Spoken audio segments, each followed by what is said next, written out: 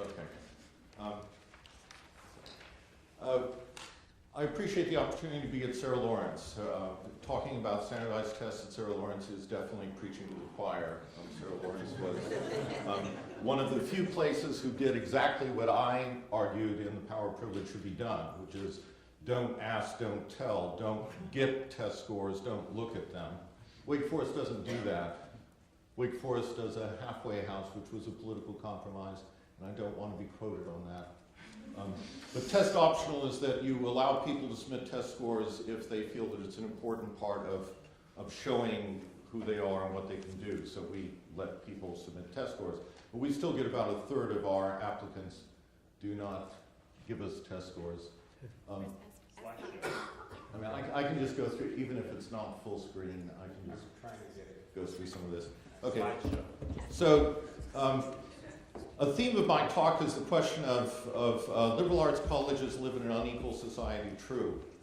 And our unequal society has gotten worse in the last 30 years. But we also contribute to that inequality. And we do it in a way that makes a big impact, and it's something that we could alter. So first on the inequality in society, since the 1970s, which was a decade singled out earlier this morning, things have gotten worse in relationship to college degree attainments. When you break up the American adult population into quartiles, SES quartiles, the bottom's being left behind. The top's getting more college degrees, the bottom is stagnating. While this is going on, the talents of the bottom are also self-selecting away from going to college, working with a national longitudinal data sets, or the gold standard of data-driven arguments, and using the math and English tests that are in the National Educational Longitudinal Survey, we can see that the bottom 25% of our SES who are scoring in the top quartile, 31% do not go on to college at all. I could give you other numbers that shows, this is not my work, this has been established by loads of other people, that if you are looking at the odds of going to college, you're much better off being in the top quartile for income and in the bottom quartile for ability than the reverse. Now, the question is, this inequality in society, how much of it is being driven by social groups in our society using college as a strategic mechanism for reproducing their offspring into the same positions that they're in? That is, how much of this is due to social reproduction? In the United States, nationally, not a whole lot. If you take top income professionals and top income non-professionals, most of their youths are going to fourth tier institutions, and I'm using the Barron's classification to talk about tiers. If you want to know what the fourth one is, grab any copy of Barron's and just go on down the list. Or they're not going to college at all. Fully 19% of youths from top income professional families do not go to college. There are other things for them to do. But there is one group in our society, and Sarah Lawrence is in the heartland of this, one group in our society who do focus obsessively on tier 1 institutions, and that's upper income professionals in the Northeast. And in my data, this stretches from New England down to Washington, D.C. Of those people, fully all youths born into their families, fully 53% apply to tier 1 institutions. 68% of them are admitted. And of all of the youths in those families in the United States today, fully a third of them have degrees from those institutions. So there is a nexus between an elite group and elite colleges, and it's in the Northeast. You're in the heartland of it. Now, in addition to the stratification going on in our society, institutions of higher education are also caught up in a system of stratification, a system of inequality that we are contributing to. And one of the ways this works, not the only way, but it is certainly a central way in which this works, is the reliance upon standardized test scores for college admissions. These tests, both the SAT and the ACT, are a very weak predictor of how well someone will do in their first year of college. but they are very strong predictors of demographics, very strong predictors of family income, race, and gender. And again, I'm not alone in pointing this out. There's a small army of researchers who are pointing out that things have gotten worse because colleges have ramped up their selectivity based on standardized test scores. We have, and this is from my second book, Power of Privilege, we have in higher education a tiered system that reflects the classes, the stratification of classes in our society overall. Top tier institutions, these are drawing 79% of our youths from the top 25%. So we get 5% of our youths from the bottom 50% of America's families. Yes, this is a problem. Now, the College Board has embarked on its second redesign of the SAT in recent history. The first one was because the University of California threatened to bolt.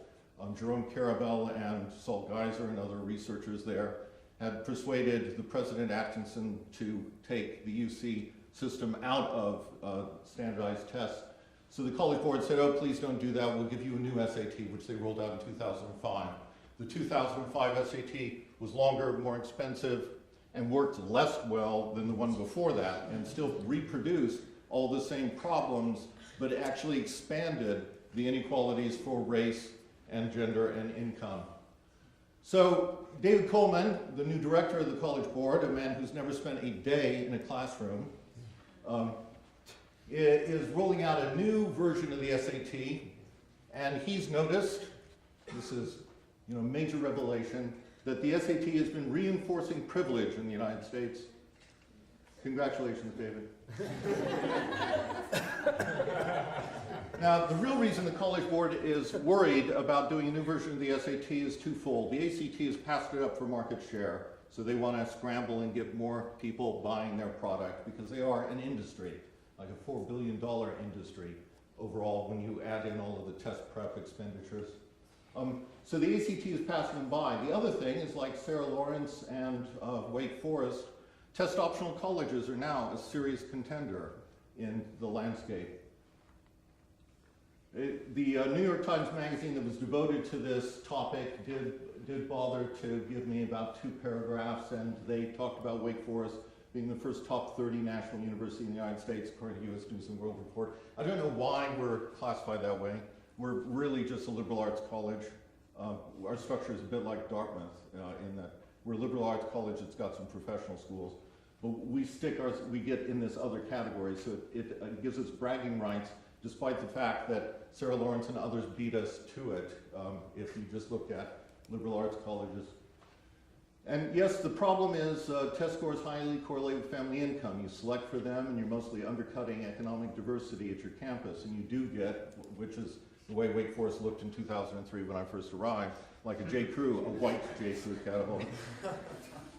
Okay, so today I'm mostly going to talk about problems with the test and the history of the test, because preaching to the choir, I still think, since this fight is far from being finished, that it's good to remind ourselves of just how ugly the past of this test actually is.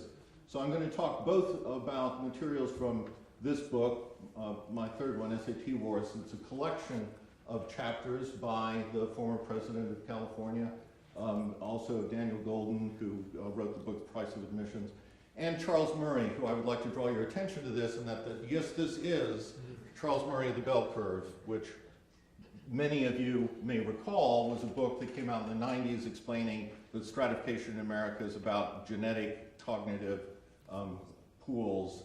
In other words, that this person has been accused of being a eugenicist. But Charles Murray, who believes in IQ, believes in the genetic transmission of IQ, has read the critical literature on what's wrong with the SAT and the ACT, and he and I agree on this and only on this point, that yes, the test is crap. Now, there are 2 reasons why the test is crap. It's redundant and discriminatory. It's redundant in that it doesn't give us new information over and above the high school transcript. You can work just with high school records and know everything that is worth knowing about how well someone is going to do academically in college. Focusing on the test, spending time and money on test prep, all these things are distractions from actually learning.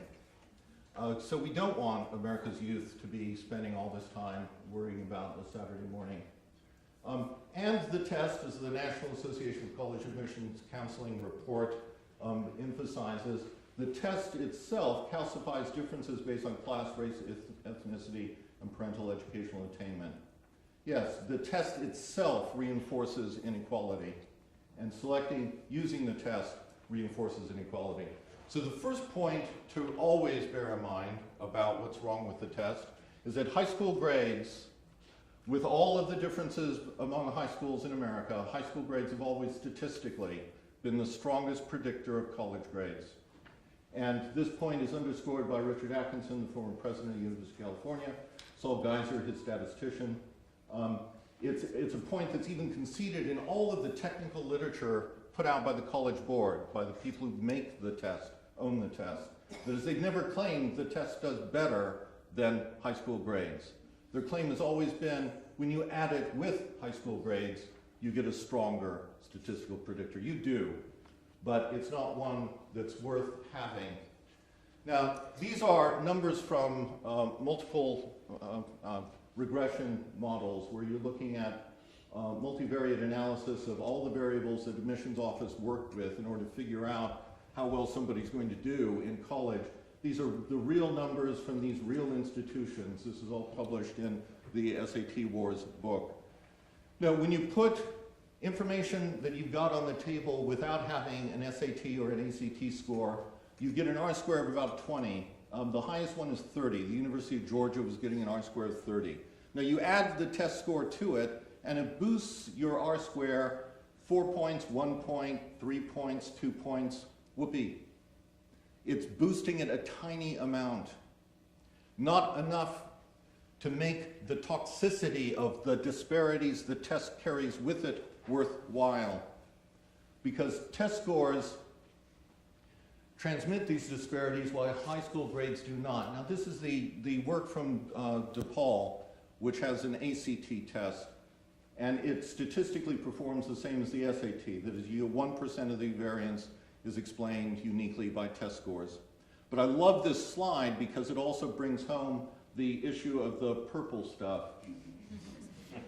When an admissions office is running the numbers on this, it's not a science because 70 to 80% of what is going on, we don't know. It's unknown.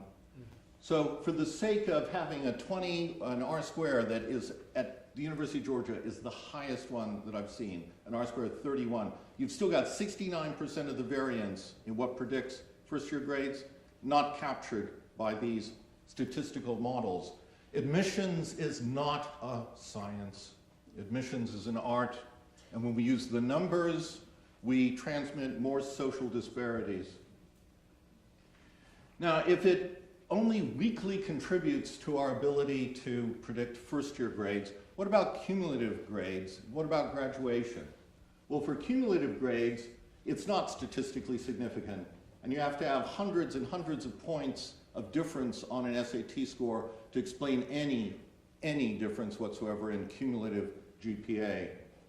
In terms of graduation rates, working with a data set just for public universities, I've shared panels with these scholars.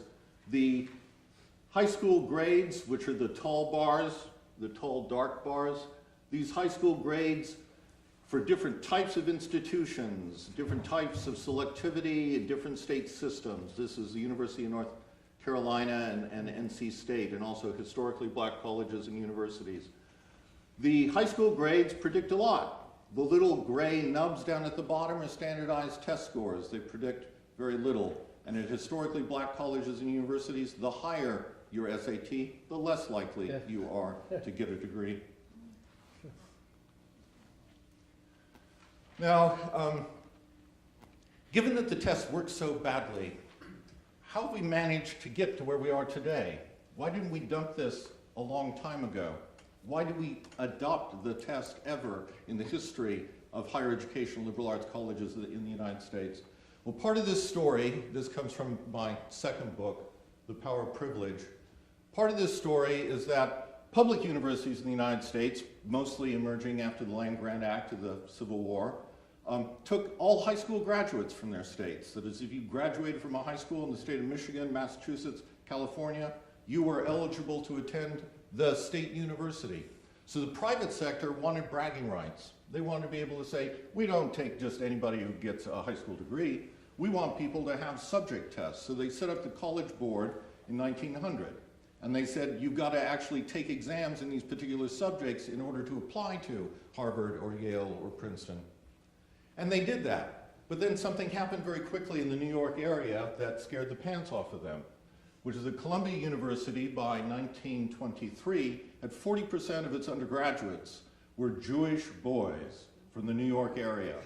And the College Board in places like Princeton and Yale and Harvard, this is 1923. They were publicly anti-Semitic. This is a United States when apartheid was the law of the land, when people are in separate schools, separate drinking fountains, separate neighborhoods. America didn't have issues with this. So places like Yale, and I'm not the only one to point this out, Jerome Karabel has a big, huge book on the subject, as Dan Oren is another person who's written on this as well. The institutions who wanted this test wanted it as a way to keep out Jews. As the SAT was designed as an IQ test that would show that Jews could work hard and do well on subject tests, but that they didn't really truly have a liberal arts, subtle sort of intelligence, that rather it was mechanical. And they kept track of all the Jews who were getting into their institutions. This is from a memorandum sent by the admissions dean to the president of Yale, pointing out not only how many Jews are in each class, but also the precise location that they're in. And the reason that's important is that when the president writes back, and the president of Yale is, of course, a little challenged when it comes to grammar, he notices that if they could just have an Armenian massacre confined to the New Haven, Bridgeport, and Hartford districts, they could protect their Nordic stock almost completely. Now, Armenian massacre, this was the only ethnic cleansing historical reference at that point in time, because the Holocaust hadn't happened, let alone all the other horrors that have been inflicted upon the world since then. And yes, in a sense he's joking, but he's also not. That is, he really wants a way to protect their Nordic stock. Now, why is he saying Nordic stock? Because this psychologist at Princeton who was charged with designing the test was famous in 23 for having written a book about a study in American intelligence. He was like the Charles Murray of the 1920s. This was the bell curve book for the 1920s. And in this book, drawing upon data about GIs during the First World War, he claimed to establish that there were 4 genetic intelligence groups in the United States, with the Nordic on the top and the Negro on the bottom, and Alpine and Mediterranean in between. Now, Nordic does not refer to Germanic. Nordic refers to, in this book, to British. And Alpine is what is supposed to be Germanic, and Mediterranean includes Italians and Jews.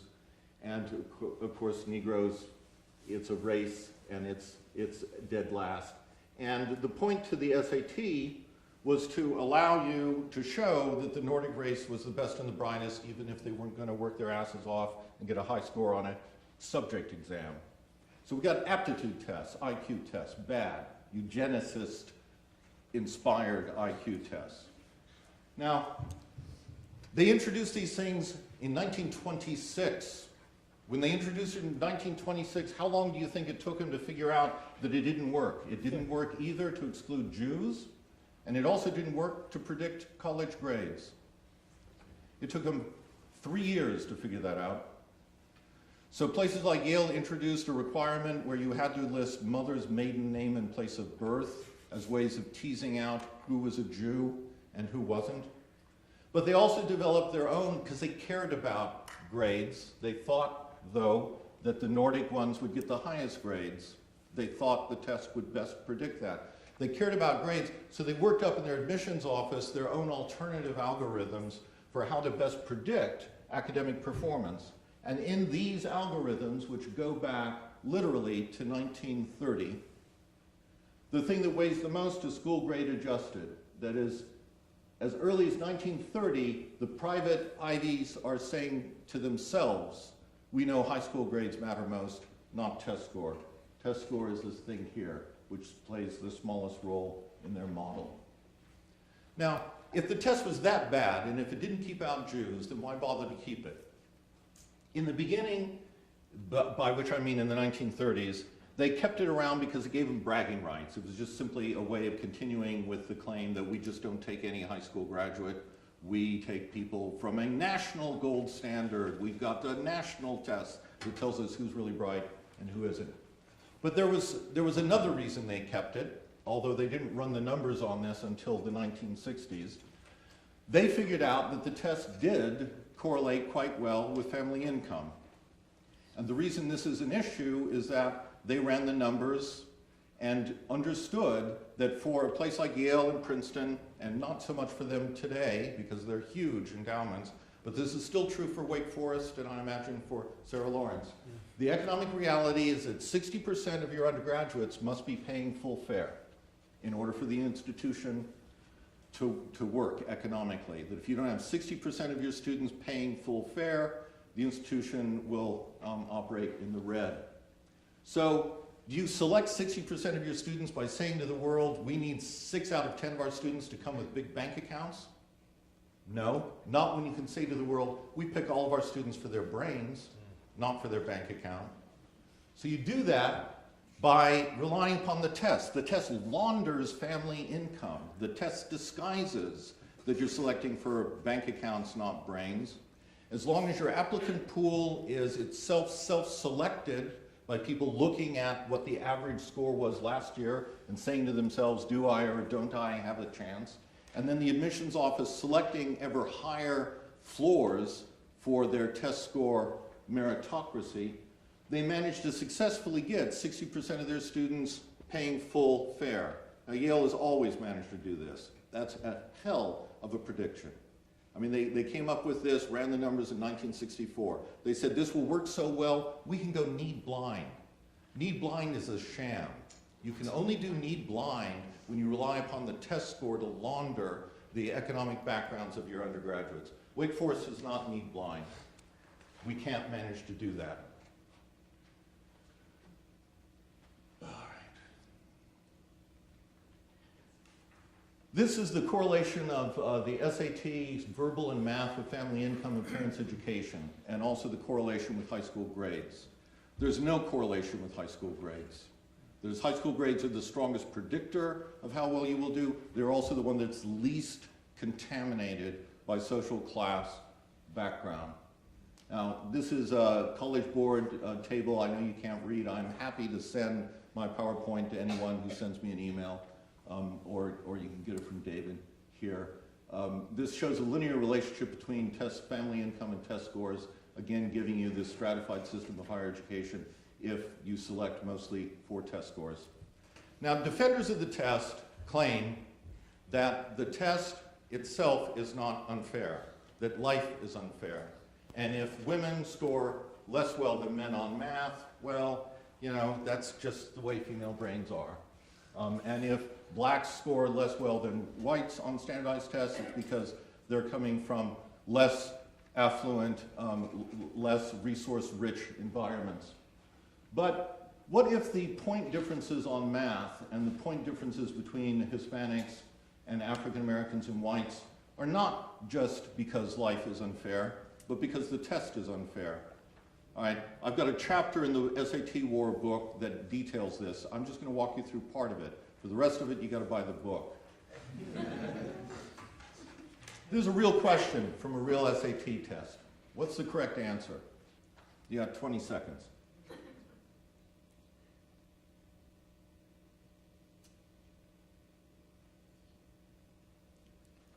Please.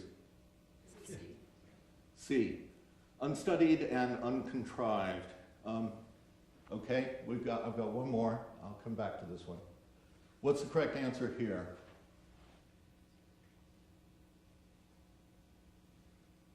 Dance company rejects blank, preferring to present only blank dances in a manner that underscores the traditional appeal. D. Excellent. Okay. Now, this first one, is this a question that in truth, we've got the numbers on this. The College Board doesn't play well with others. They do not share their data. They're not obliged to, but we got 2 years of national data by accident. And we could run the numbers on all of these. And that's again, a chapter in the SAT Wars book. This question, was this a question that more black youths taking this test got right as a percentage of black youths taking the test? Or did more white youths do better on this? That is this an advantage question for blacks or whites? Blacks? Okay, the next one. Was this an advantage question for blacks or whites?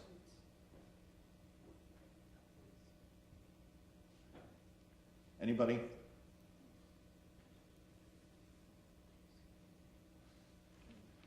I love the intimidating effect of these tests. It's like, especially when I show these slides to a room full of adults, they take usually longer than college students do in giving an answer. So if the first one was black, the second one, let's call it white. Well, in fact, the first one was a black advantage question with an 8% gap in performance between black and white youths on it. That is, more black youths got this question right, and 8% more black youths got this question right than white youths. The second one was a white advantage question with 24% gap. Now, the College Board knows, because they got the numbers on this stuff, these are the questions from the, quote, experimental section of the test. Every time you take the test, some part of America is taking the experimental section as well. And they ask you, the way you can tell that you've got an experimental section is that they ask you to fill in information about you and your family. And you do it. You say, yeah, I'm a guy, dad does X for a living, went to college, didn't go to college, this is what I think our income is. You give them all those answers. They know who you are demographically, they know whether you got the question right or wrong. How many questions on the real test, that is the year after this, included questions that were black advantage questions? What percentage of the questions were black advantage questions? 0. 0. You let me pick the question. I will reduce, if not eliminate entirely, the test score gap. Wow. Same works with math. Women taking the math SAT, the experimental section of the test, get a lot of math questions right to a higher percentage than men do. Those female advantage questions, we looked over 117 of them. We found one that was where women outperform men. And the difference in the scores between men and women, the gaps, they're not insignificant. That is, the average is a 7% performance gap between men and women, and it goes as high up as 18% more men will get a question that is used as opposed to one that women do better than men on. Now, I do not for a minute think that the college, am I out of time? No, I was just going to ask, I get the black-white selection, why the male-female selection? On math. On math, yeah. Well, I mean, in other words, why is the SAT test designers choosing for... That's what I'm trying to answer right now. Okay. Yeah, you're anticipating precisely where I'm going. Okay. See, I do not for a minute believe that the David Colemans of this world are sitting in a room, smoking cigars, drinking whiskey, and saying, there's a question women do better on than men, let's throw it out. That's not how it works. They've got a statistical algorithm, a computer program runs the numbers on which questions, quote, perform well for them, as opposed to the ones that do not perform well. Because they want to always have, they are committed to this, a bell curve distribution of test scores. This bell curve shape of test scores has not changed since 1926. Now, how do they know that intelligence in the United States is distributed precisely in the shape of a bell curve? I don't know. You know, somebody, you know, must have gone to Mount Sinai and talked to God. I don't know how they figured this out. Because there are lots of psychologists who challenge this notion of intelligence and challenge the empirical claim that IQ is distributed in the population like this. Howard Gardner, Robert Sternberg, lots of people. But if you use this, it means that when you get questions that's going to mess up the bell-shaped curve, if women, for example, are scoring higher than men on the math section of the SAT, then the bell curve is going to go like this It's not going to go up and down. It's going to look more like a whale. Everything's going to be pushed to the right. Same with blacks. If blacks are scoring better on some questions than whites, it messes with the shape of the bell curve. The bell curve references a past when mostly white men in the 1950s were taking this test. And I shudder, shake with fear if we are referencing the 1950s as a golden age of anything. Now, when we went test optional, it boosted our applicant pool. It boosted our application pool precisely from the people we were most interested in getting, that is, low SES youth, racial minorities, first-generation youth. All of our numbers in every category went up.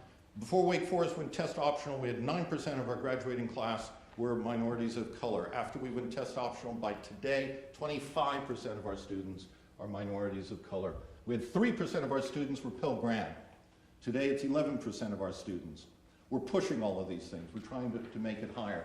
We also have stronger students than ever before, in that if you pick for high school grades, what a surprise. You actually get people coming in with higher average high school GPAs, and Wake Forest's entire faculty is either participating in grade inflation, or our students are actually better, because every single cohort each year has gotten a higher average first-year GPA from the Wake Forest faculty, math, science, languages, sociology, across the board, than the year before. So we've got more diversity than we've ever had before, and we've got stronger students than we've ever had before.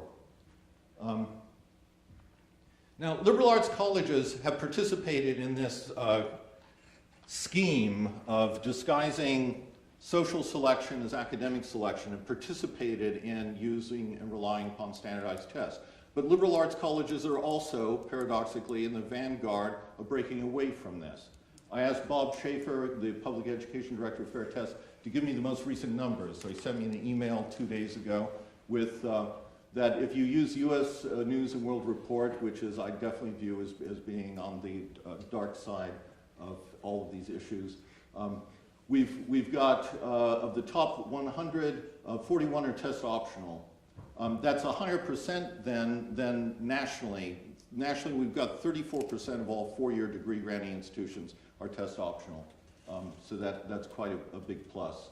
So we've got a very good study came out of Bates College of a national study of test optional showing that it works, that it expands opportunity, gets you social class and racial diversity without any fall off of academic performance.